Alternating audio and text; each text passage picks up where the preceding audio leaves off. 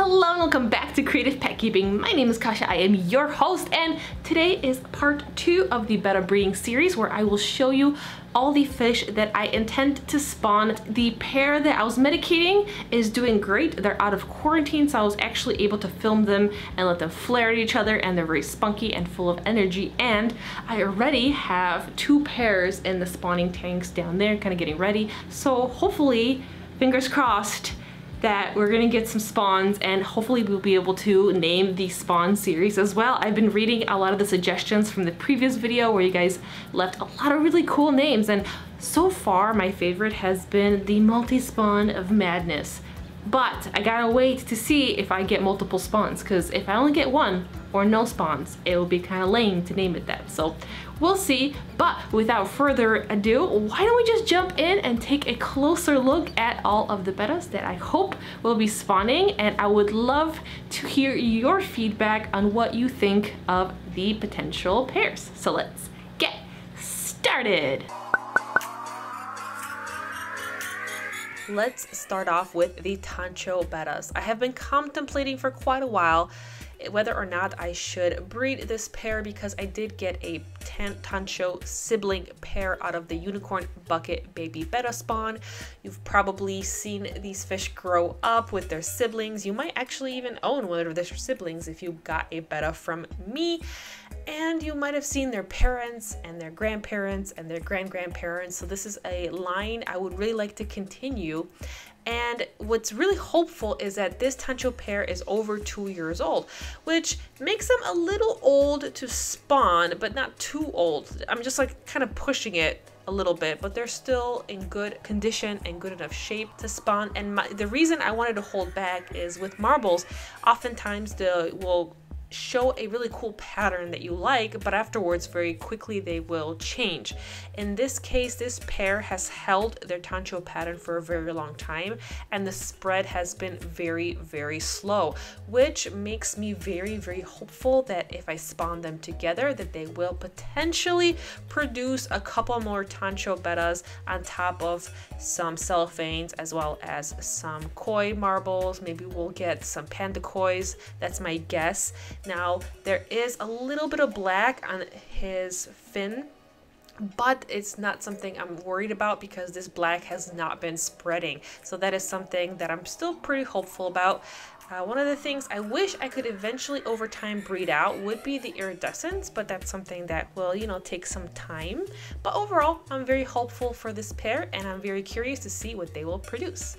Next up, we have the candy koi pair, and this is a pair that I'm very excited about. Well, I'm excited about all the pairs, but this was a surprise pair that I got from Taylor from Simply Betta, because I mentioned to her that I was interested in spawning candy koi at least once, because they produce so many different beautiful colors and patterns in their offspring. So it is such a cool thing to experience, and I haven't done that before.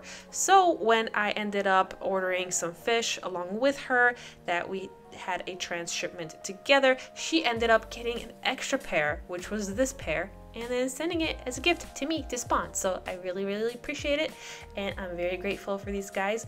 Now, the thing that's very interesting about this particular pair is that this female is quite the dancer. So males will do this little side shimmy dance whenever they're interested in spawning with a female, and sometimes females will do their own little wiggle dance. So one of the things that I would like for you to pay attention as I show you this footage is look at the little movements that the female is showing off.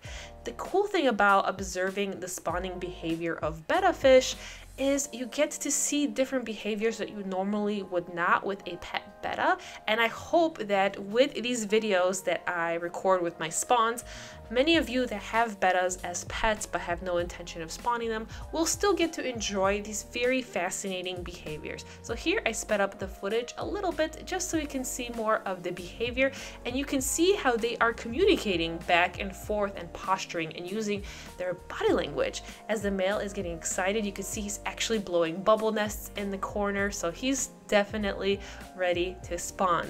I am a little bit hopeful that maybe we'll get some stripe patterns like the tiger giant koi that I have in my 20-gallon community tank. I'm hoping that maybe this spawn might produce a couple, and then I think there will be a variety of different color combinations that will come out of this particular cross. Next, we will take a closer look at this really cute female. Originally, I got her because I wanted to try spawning her to the red startail male, but she's actually larger than him. So you will see them in a little bit. They're the next pair I'm going to show you, but the male and female from that pair are a great size for each other, so they're totally compatible, but they are a little smaller and this female is much too big for them. So now I am considering potentially crossing her to the candy koi or the tancho male, because the tancho male, his father was a solid orange fish, so I think it would be very interesting to breed back another solid colored fish into that line and just kind of see what happens. Also, here is a bit of a sped up footage because I thought that the flaring behavior between these two ladies was very interesting.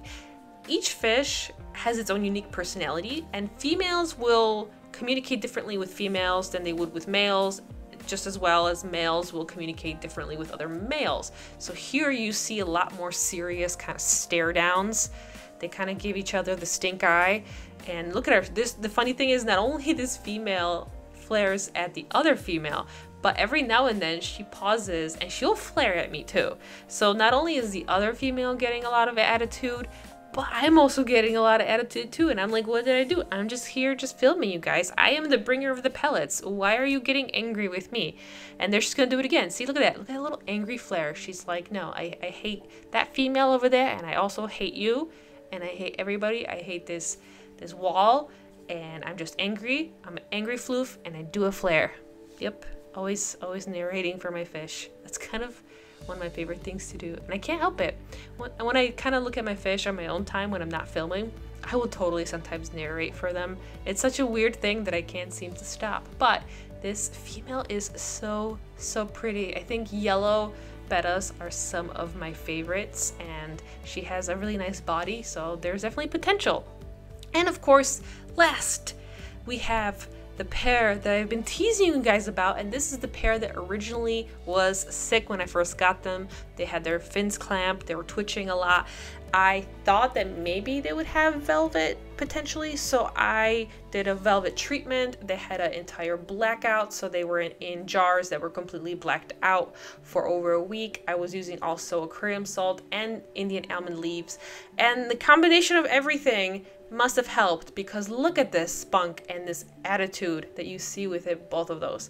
Now, they are quite beautiful. I feel like the female has a much stronger startail pattern than the male, but they're super nice. Now, the female is not conditioned just yet, so I'm gonna give her another full week before I kind of take a close look at her and start to reevaluate whether or not she's ready to spawn. So she's gonna get power fed for a couple more days. We'll see if she starts to get eggy. She's gonna get to flirt with this guy every day for a couple minutes. So that will also help her, encourage her to produce more eggs, and hopefully she will be ready to spawn in a few days. That's the hope, that's the plan. So I hope that you enjoyed this video and enjoyed taking a close look at the fish that I'm trying to spawn, or at least planning on spawning.